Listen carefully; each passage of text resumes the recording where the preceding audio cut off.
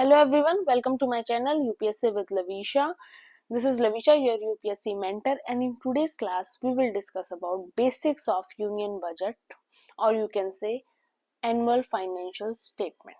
Let's start without wasting any time.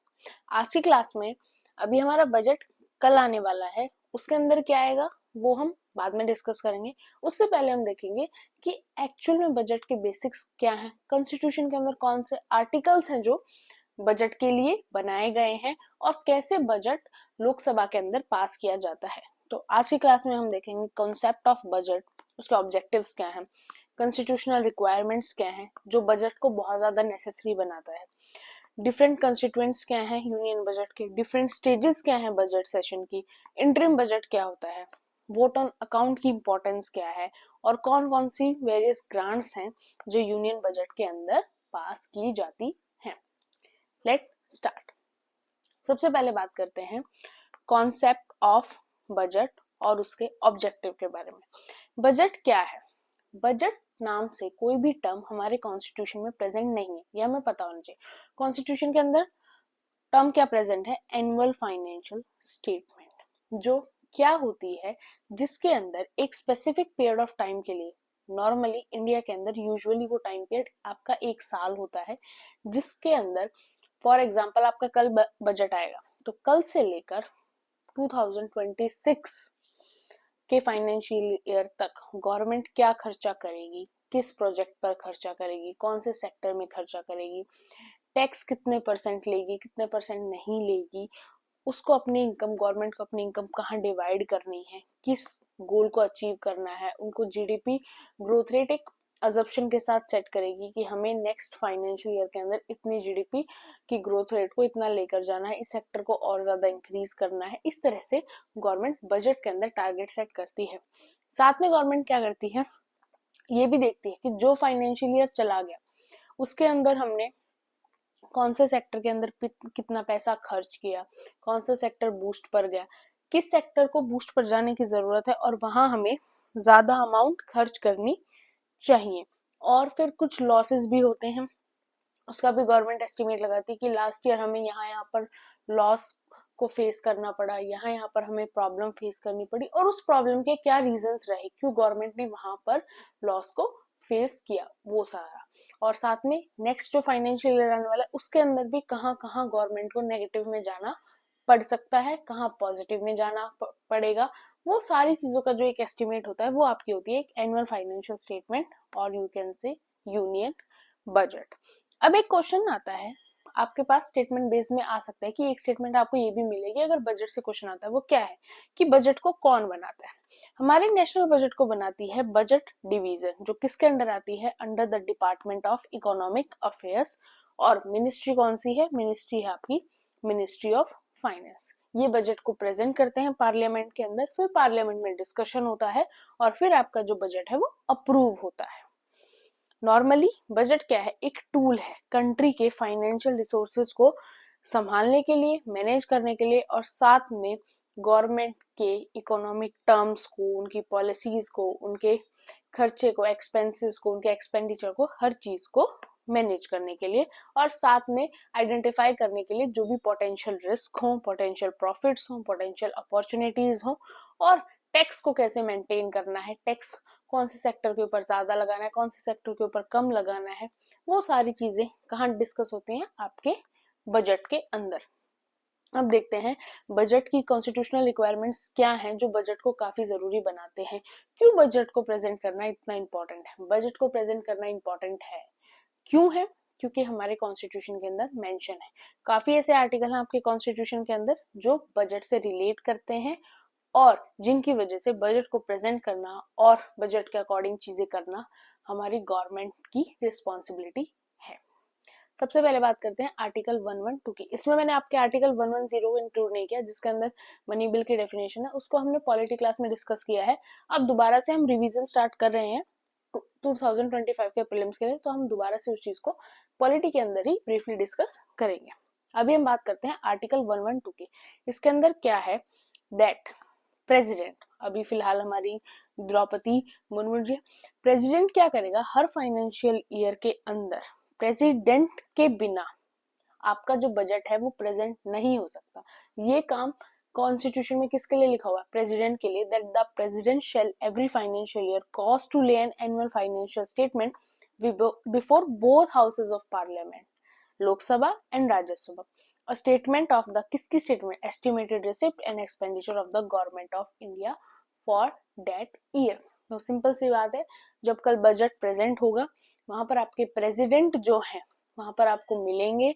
President का budget present करते time वहां पर होना जरूरी होता है और वही बजट को प्रपोज करते हैं किसके सामने? दोनों हाउसेस के सामने।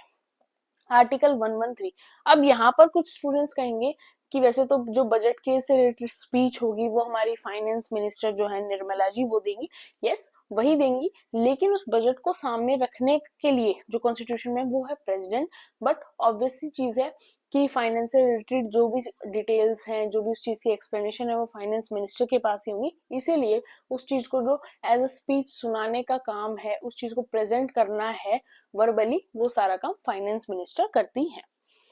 Article 113, no demand for a grant shall be made except on the recommendation of the president.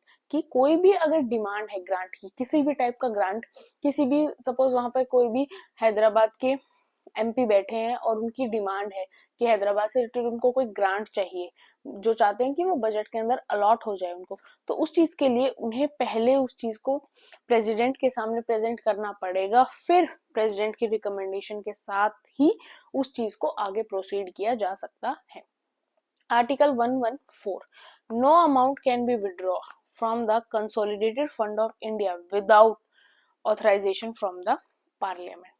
जब तक पार्लियामेंट की परमिशन ना हो, कोई भी अमाउंट जो कंसोलिडेटेड फंड ऑफ इंडिया है वहां से विड्रॉ नहीं की जा सकती। नेक्स्ट है आपका आर्टिकल 266।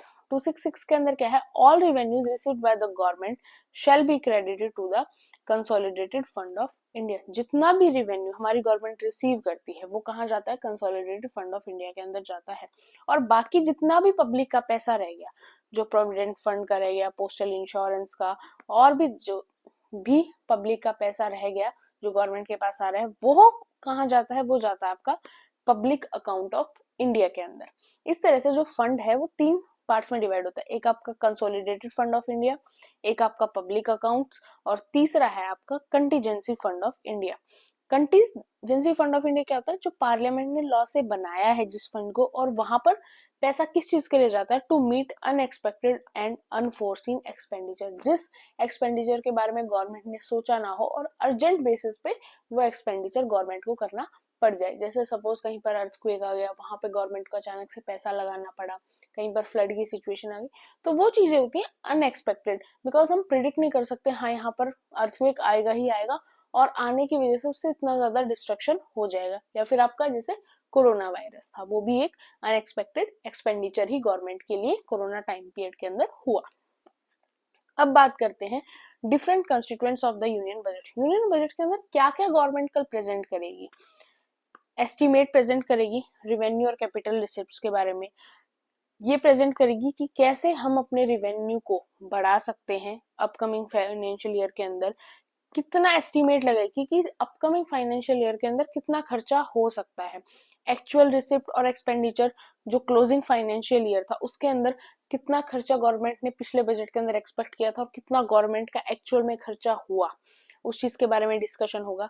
और अगर खर्चा बहुत ज्यादा हुआ जितना गवर्नमेंट के एक्सपेक्टेशन से, तो उसका रीजन भी साथ में प्रेजेंट किया जाएगा कि क्या रीजन रहा। अगर आप नेगेटिव में थे तो उसका क्या रीजन रहा, और अगर हम पॉजिटिव में आए, हम सरप्लस के अंदर आए, तो उसके क्या रीजंस रहे, वो सारी चीजें भी वहां पर डिस्कस होंगी।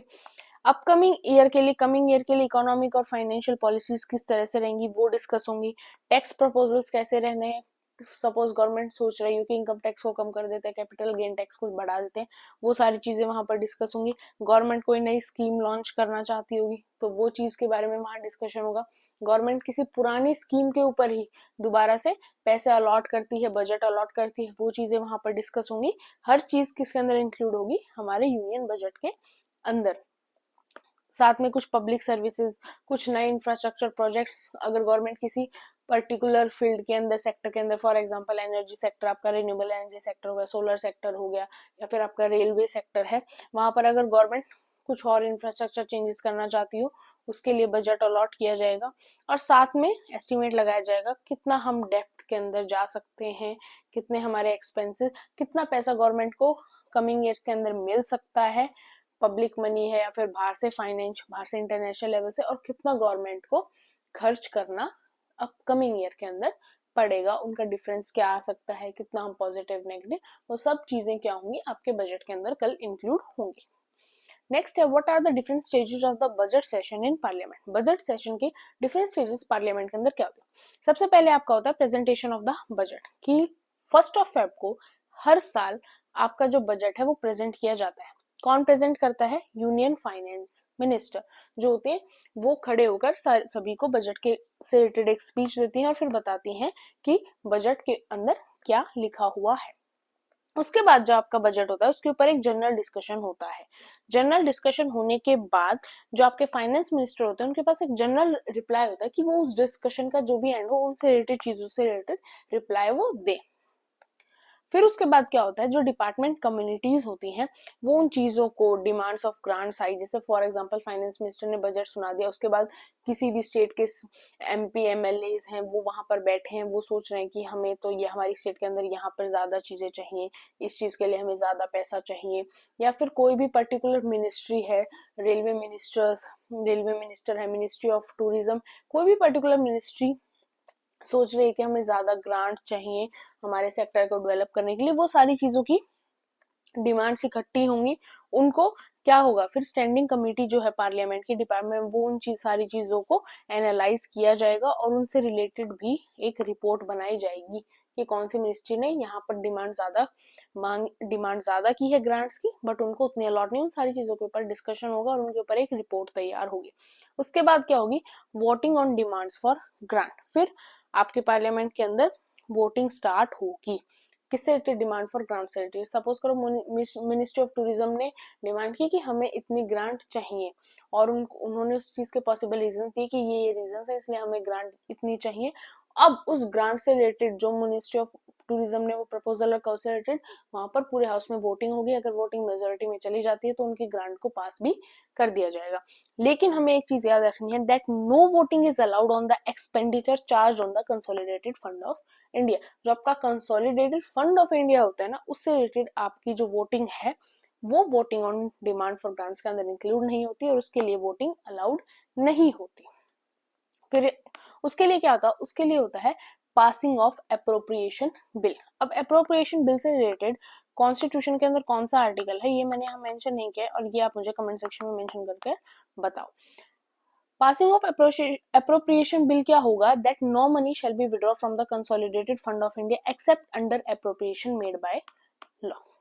अप्रोप्रिएशन बिल किसके लिए होता है, जब आपको जो पैसा है कंसोलिडेटेड फंड ऑफ इंडिया से विड्रॉ करने के लिए आपका क्या होता है, अप्रोप्रिएशन बिल होता है, उसको इंट्रोड्यूस किया जाता है और फिर उस चीज को पास कर फिर ही कंसोलिडेटेड फंड ऑफ इंडिया से आपकी जो मनी है वो विड्रॉ की जाती है।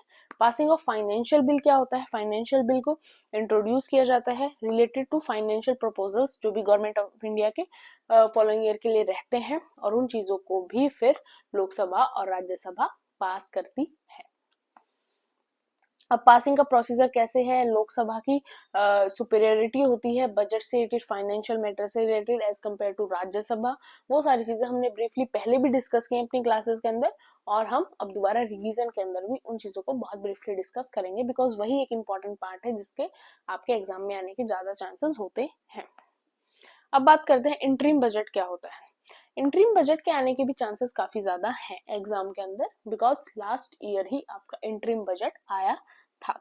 इंटरिम बजट क्या होता है कि सपोज देखो लास्ट ईयर की सिचुएशन देखो, मई के अंदर इलेक्शंस थे और फेब में आपका बजट आना था। तो जब ऐसी कंडीशन होती है कि कुछ ही महीने के बाद, 2-3 महीने के बाद आपके जनरल इलेक्शन होने वाले हैं जहां पर गवर्नमेंट चेंज होने के चांसेस होते हैं, बट बजट गवर्नमेंट को फेब्रुअरी के अंदर प्रेजेंट करना होता है, तो उस सिचुएशन में जो बजट प्रेजेंट किया जाता है फेब्रुअरी के अंदर वो आपका कहलाता है interim budget. And interim budget is present by the government of India in the run up to the general elections. इसके अंदर पिछले साल का जो भी खर्चा वगैरह होता है वो गवर्नमेंट सारा बता देती है। और फिर कुछ प्लानिंग अपनी 2-3 महीने के लिए, अब फरवरी और मई के बीच में भी 2-3 महीने बच गए, और आपका फाइनेंशियल ईयर कब से स्टार्ट होता है, नॉर्मली अप्रैल 1 से।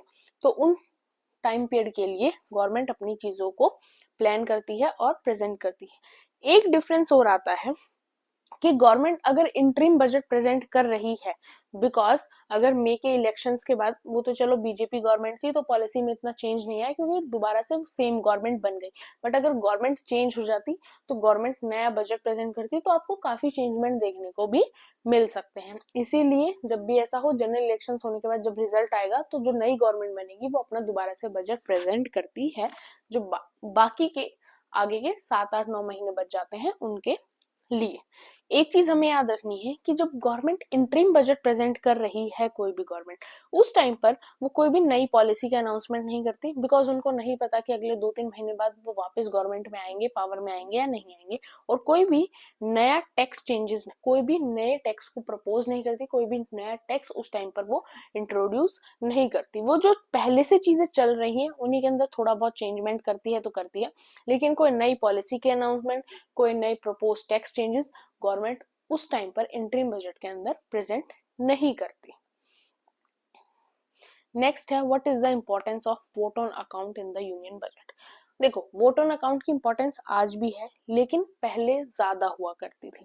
पहले ज्यादा क्यों हुआ करती थी कि देखो, वोट ऑन अकाउंट की पहले ज्यादा इसलिए हुआ करती थी क्योंकि जो अप्रोप्रिएशन बिल होता है उसको पास करने में ना, क्योंकि उसको पहले लोकसभा पास कर रही है, फिर राज्यसभा पास कर रही है, फिर प्रेसिडेंट उसको साइन कर रहे हैं, उसके अंदर ना वो थोड़ा सा टाइम टेकिंग प्रोसेस था। और टाइम टेकिंग प्रोसेस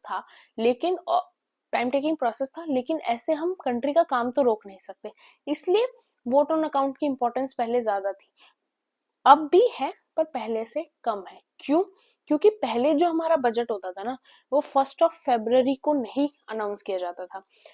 ये कब से होने लगा है? 2016 से। उससे पहले क्या होता था, जो आपका लास्ट वीक होता था फरवरी का, उसके अंदर आपका बजट प्रेजेंट किया जाता था। अप्रैल 1 से गवर्नमेंट को स्पेंडिंग स्टार्ट करनी होती थी, तो टाइम पीरियड बहुत कम बचता था।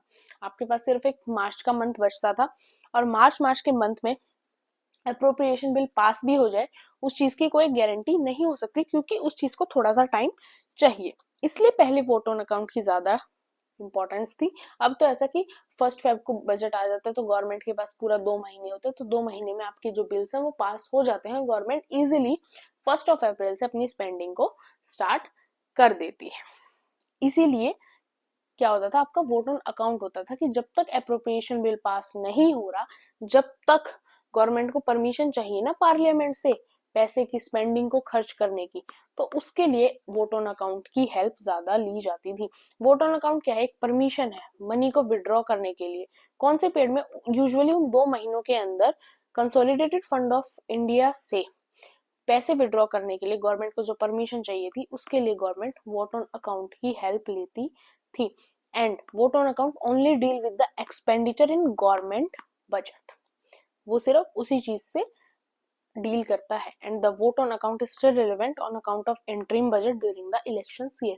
मेनली अभी इंटरिम बजट के अंदर ही ज्यादा वोट ऑन अकाउंट की जरूरत पड़ती है, क्योंकि उस टाइम पीरियड पे ही गवर्नमेंट को 2-3 महीने रहना होता है। वैसे अब वोट ऑन अकाउंट की जरूरत हमें थोड़ी सी कम पड़ती है। और वोट ऑन अकाउंट के अंदर कुछ नहीं होता, पार्लियामेंट में बस थोड़ी सी मेजोरिटी से और वोट से वोटिंग की जाएगी, जिससे कि गवर्नमेंट को एक परमिशन मिल जाए कि जब तक अप्रोप्रिएशन बिल पास नहीं हुआ है, जब तक गवर्नमेंट अपनी स्पेंडिंग को 1 अप्रैल से स्टार्ट कर पाए। अब बात करते हैं कुछ ग्रांट्स की जो यूनियन बजट का पार्ट है। पहली आपकी सप्लीमेंट्री ग्रांट। सप्लीमेंट्री ग्रांट क्या होती है कि सप्लीमेंट्री ग्रांट आपको कैसे मिलती है? थ्रू द अप्रोप्रिएशन एक्ट ही मिलती है। वो ग्रांट जो बजट के अंदर इंक्लूड नहीं थी, बट उस ग्रांट को डिमांड किया गया और उस ग्रांट को फिर एडिशनली बाद में दिया गया, जो मे भी अकॉर्डिंग टू फाइनेंस मिनिस्ट्री और अकॉर्डिंग टू गवर्नमेंट उस साल के लिए जरूरी नहीं थी, बट फिर भी उस ग्रांट को मांगा गया, और वो ग्रांट बाद में गवर्नमेंट ने, किसने ऑथराइज की? उस अमाउंट को बाद में पार्लियामेंट ने ऑथराइज किया। एडिशनल ग्रांट क्या होती है कि कोई भी करंट फाइनेंशियल ईयर के अंदर कोई भी एडिशनल एक्सपेंडिचर हो गया, अबाउट किसी भी नई सर्विस से रिलेटेड, या गवर्नमेंट ने किसी सेक्टर के लिए सपोज 1000 करोड़ अलॉट किए थे और वहां पर थोड़ा सा खर्चा ज्यादा हो गया, बिकॉज आप कोई भी प्रोजेक्ट बीच में नहीं छोड़ सकते, और अगर वो आपके लिए इकोनॉमिकली काफी जरूरी है, डेवलपमेंट के लिए काफी जरूरी है, तो वो चीजें नहीं होती और उसके अंदर फिर गवर्नमेंट थोड़ा एडिशनल खर्चा कर देती है, तो वो आपकी होती है एडिशनल ग्रांट। एक्सेस ग्रांट क्या होती है कि किसी एक चीज के ऊपर हमने बहुत ही ज्यादा, गवर्नमेंट ने बहुत ही ज्यादा क्या हुआ, पैसा खर्च कर दिया, बहुत ही ज्यादा अमाउंट ग्रांट कहीं पर एक पर्टिकुलर सर्विस के ऊपर, एक पर्टिकुलर सेक्टर के ऊपर जो ग्रांट खर्च कर दी जाती है, जो पैसा खर्च कर दिया जाता है, वो आपका किसके अंदर इंक्लूड होता है, एक्सेस ग्रांट के अंदर होता है। इसके अंदर हमें और क्या याद रखना है, that it is voted by the Lok Sabha after the financial year, before the demands for excess grant are submitted to the Lok Sabha for voting, they must be. जब एक्सेस ग्रांट के लिए वोटिंग स्टार्ट की होती है लोकसभा में, उससे पहले उस एक्सेस ग्रांट का किसके द्वारा अप्रूवल जरूरी है, by the public account committee of parliament. Parliament committee हमने बहुत अच्छी तरह डिस्कस की हुई है, अगेन कर लेंगे रिविजन्स में, बट अभी कंफ्यूजन हो तो आप पार्लियामेंट कमेटी वाली वीडियो पॉलिटी वाली प्लेलिस्ट में देख सकते हो। तो उसी के अंदर एक बहुत इंपॉर्टेंट कमेटी होती है हमारी पब्लिक अकाउंट्स कमेटी। वो कमेटी जब तक अप्रूव नहीं करे उससे पहले लोकसभा के अंदर आप एक्सेस ग्रांट की डिमांड नहीं डाली जा सकती और एक्सेस ग्रांट से रिलेटेड चीजों को सबमिट नहीं किया जा सकता। First public account committee approve करेगी इसको और फिर उस ग्रांट को आगे एक्सेस के लिए, वोटिंग के लिए लोकसभा के सामने रखा जाएगा। एक्सेप्शनल ग्रांट क्या होती है, नाम से ही पता चल रहा है, कोई भी स्पेशल पर्पस या जिसके बारे में सोचा ही ना हो, ना गवर्नमेंट ने ना पार्लियामेंट ने, किसी ने भी नहीं, और एक्सेप्शनली आपको कोई भी ग्रांट को अप्रूवल देना पड़ जाए। वो कुछ भी हो सकता है, नेगेटिव फैक्टर की वजह से भी, पॉजिटिव फैक्टर की वजह से भी, वॉर स्टार्ट हो गया, कोई नेचुरल क्लेमिटी होगी, कोई वायरस आ गया, कुछ भी हो सकता है, या फिर कोई अचानक से कोई अपॉर्चुनिटी गवर्नमेंट के पास आ जाए, या कुछ अच्छा भी उसके अंदर हो सकता है, बुरा बुरा इंक्लूड करना जरूरी नहीं है। वो आपकी हो गई एक्सेप्शनल ग्रांट। टोकन ग्रांट क्या होती है, जब आपकी जो भी ग्रांट है, it is granted when funds to meet the propose, जो भी प्रपोज एक्सपेंडिचर था उससे रिलेटेड जो फंड्स हैं, कोई भी नई सर्विसेज से रिलेटेड, वो आपको अवेलेबल हो चुकी, तो एक टोकन सम दिया जाता है, इज सबमिटेड किसके लिए, लोकसभा की वोट के लिए, और उसके बाद क्या होता है, जो आपके फंड्स होते हैं वो अवेलेबल हो जाते हैं। वोट ऑफ क्रेडिट क्या होता है, वोट ऑफ क्रेडिट होता है for an meeting an unexpected demand upon the resources of India. India के किसी भी रिसोर्सेज से रिलेटेड जब एक अनएक्सपेक्टेड डिमांड हो और उसको ग्रांट किया जाए, उसके लिए क्या होता है, वोट ऑफ क्रेडिट होता है, और ये it's like a blank cheque होता है, is given to the executive by the Lok Sabha. जब लोकसभा जो पार्लियामेंट है वो एक ब्लैंक चेक ही दे देती है उसको, जिसको वो उस अमाउंट को एग्जीक्यूट करना है, उस अमाउंट को यूज करना है, और वो फिर अपने अकॉर्डिंग उस चीज के अंदर पैसा लगाता है। तो ऐसा बहुत अनएक्सपेक्टेड होता है, बहुत कम सिचुएशन में होता है। ऐसा ही नहीं है कि कोई भी वहां पर जाकर कह रहा है कि मुझे इस प्रोजेक्ट को बनाना है, इस रोड को बनाना है, और मुझे एक ब्लैंक चेक उसको मिल जाएगा कि तुम चाहे इस रोड को 10,000 करोड़ में भी बनाओ तो चलेगा, ऐसा नहीं होता। वो बहुत ऐसी कोई इंपॉर्टेंट सिचुएशन जो कंट्री के लिए वो चीज अगर बहुत ज्यादा जरूरी होगी, चाहे डेवलपमेंट के लिए, इकोनॉमी के लिए, कंट्री के लोगों के लिए, जब भी उस चीज को गवर्नमेंट जो है, लोकसभा जो है, ब्लैंक चेक प्रोवाइड करती है। एक क्वेश्चन पूछा जाता है, normally is the word budget mention in the constitution, तो the answer is no. Budget नाम से कोई भी वर्ड कॉन्स्टिट्यूशन के अंदर प्रेजेंट नहीं है। कॉन्स्टिट्यूशन के अंदर क्या वर्ड प्रेजेंट है वो आपको याद रखना है, the annual financial statement which state that the president in respect of every financial year goes to let before both the houses of parliament a statement of estimated receipt and expenditure of the government of India for that year। ये आपको याद रखना है। दूसरा, एक statement ये आने के बहुत चांसेस रहते हैं जब बजट की बात हो रही है, तो उनमें एक स्टेटमेंट आपको ये मिल सकती है। ऐसा नहीं है सिर्फ इससे रिलेटेड पूरा क्वेश्चन बन जाएगा, बिकॉज यूपीएससी में क्या होता है, 4 स्टेटमेंट्स होते हैं, फिर नीचे आपके पास ऑप्शंस होते हैं, तो उन 4 स्टेटमेंट में से एक स्टेटमेंट आपको ये मिल सकती है कि कौन सी बॉडी रिस्पॉन्सिबल है बजट को बनाने के लिए। तो the body responsible for preparing the budget is the budget division of the ministry of financial department. कौन सा, डिपार्टमेंट ऑफ इकोनॉमिक अफेयर्स, जो किस मिनिस्ट्री के अंदर आता है, मिनिस्ट्री ऑफ फाइनेंस के अंदर। ये आपसे कोई नहीं पूछने वाला यूपीएससी के अंदर कि who is the finance minister currently, तो ये चीजें नहीं पूछी जाती। अभी निर्मला सीतारमन है, उनसे पहले कोई और था, उनसे पहले कोई और था, इन फ्यूचर भी कोई और हो सकता है, वो चीजें यूपीएससी कभी आपसे नहीं पूछता। एक क्वेश्चन है, इंपॉर्टेंट है, यूपीएससी 2011 के अंदर आया था, आपके लिए छोड़ रही हूँ, कमेंट सेक्शन के अंदर प्लीज आपको आता हो नहीं आता हो तो भी पढ़कर इसका आंसर जरूर देना। When the annual union budget is not pass bye the Lok Sabha, ऐसा कब होगा जब एनुअल यूनियन बजट है उसको लोकसभा पास नहीं करेगी। The budget is modified and presented again, the budget is referred to the Rajya Sabha for suggestion, the union finance minister is asked to resign और the prime minister submit the resignation of council of minister. इन चारों में से कौन सी चीज इस statement से link करेगी, ये आपको मुझे कमेंट सेक्शन के अंदर मेंशन करना है। होप आपको वीडियो अच्छी लगी होगी। फिर भी कोई भी डाउट, कोई भी प्रॉब्लम, आपको वीडियो में कोई प्रॉब्लम लगी हो या फिर कुछ भी हो, do mention in the comment section and don't forget to subscribe my channel, like and share my video। और ये PDF मैं अपने टेलीग्राम चैनल के ऊपर शेयर कर दूंगी, link in the description box. Thank you.